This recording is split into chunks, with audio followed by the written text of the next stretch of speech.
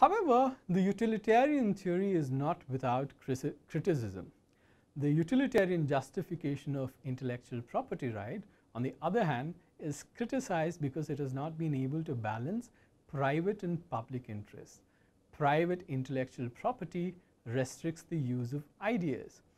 Patent regime based on incentive system restricts the people other than the first person to register the idea from freely using that idea. Let's take the example of a person who's come up with a new technology. If a patent is granted to that new technology, then no one else can use that technology for a period of 20 years unless the person secures a license from the patent holder. Neither can modifications be made to such an innovation until the expiry of the 20-year monopoly period. If any additions or modifications have to be made to a new technology, then the person will have to wait for a good 20 years or secure a license and possibly make changes, which can actually be expensive for the society. Granting property rights to intangible ideas actually impedes the flow of knowledge and also prevents or delays downstream innovation. Though there is a system of disclosure under the patent system, it provides exclusive ownership to the person who owns the patent.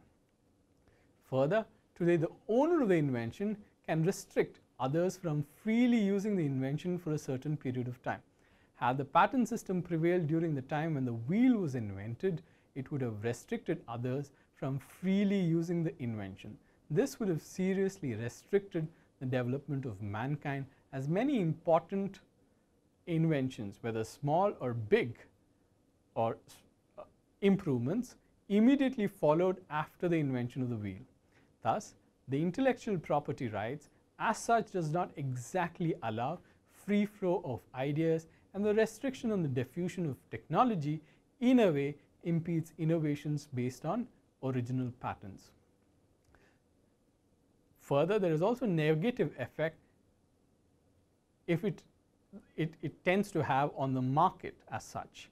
By providing patent protection for 20 years, what it invariably does is it eliminates competitors in the market and creates a monopoly situation that prevents others from entering the industry.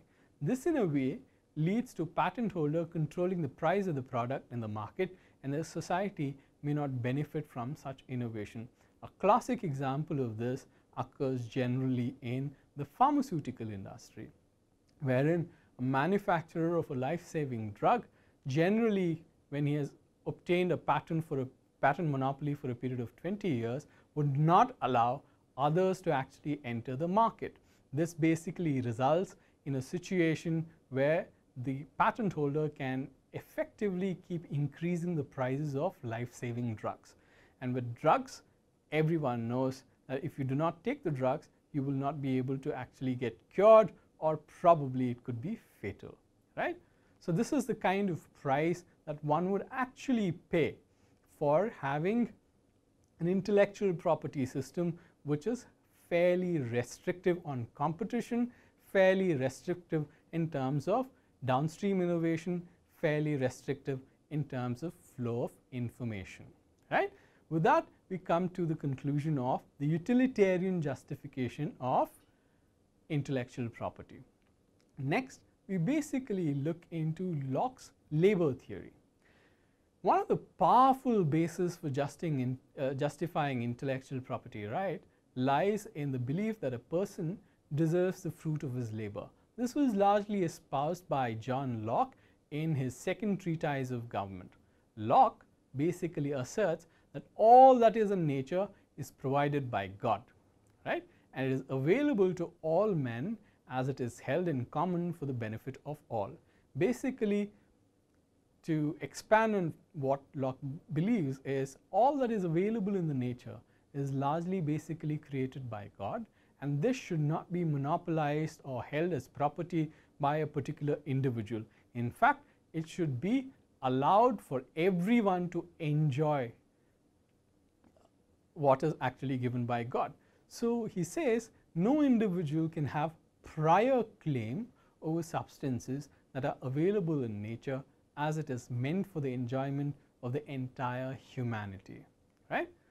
Now, but Locke puts in a certain rider here. That rider basically is, Locke asserts that when individual exerts his labor over resources, he can basically claim it as his property because he has added value through his labor. Say for instance, if an individual digs the ground and while digging he manages to kind of get gold, then according to Locke, that gold would actually become the property of the individual because the individual was the one who actually used his labor to dig and find the gold, right? So Locke's version of this labor justification is based on the assumption that each individual has prior property rights in one's body, right? He says that every individual has a property right in one's own body. So according to Locke, labor exerted by an individual is his own property as he is the owner of his body. It is impossible to separate labor and its product. So once the labor is mixed to something that exists in nature and it is transformed, then it is absolutely difficult to kind of make a differentiation as to what existed in nature and whether it is mixed with some kind of a labor.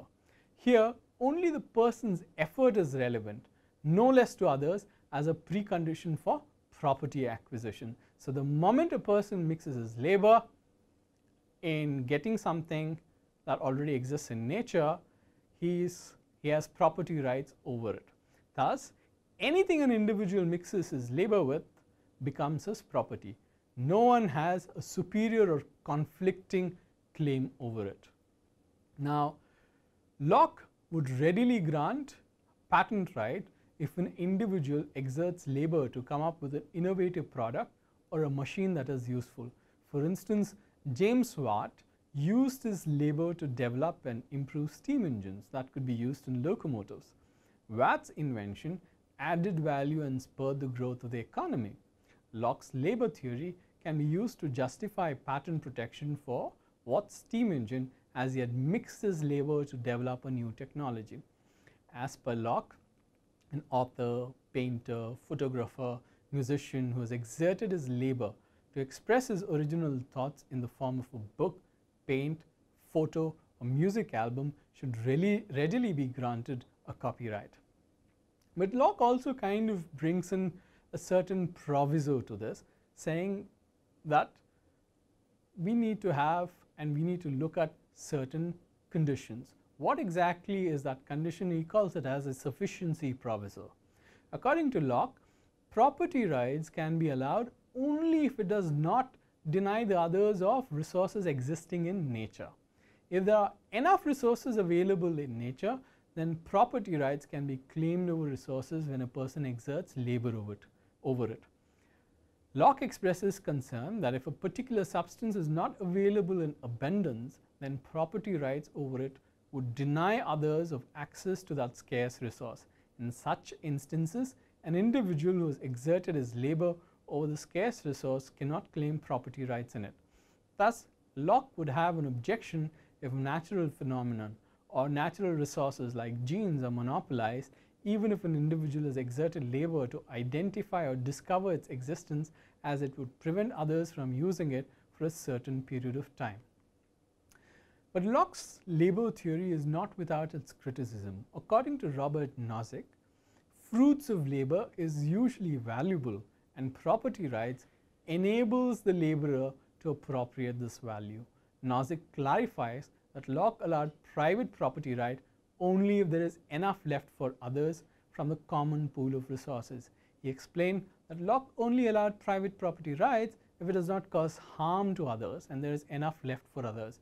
For instance, if natural resources are scarce and too many people are dependent on its availability, then if a person has mixed his labor, he cannot claim property rights in it as it would deprive others of it.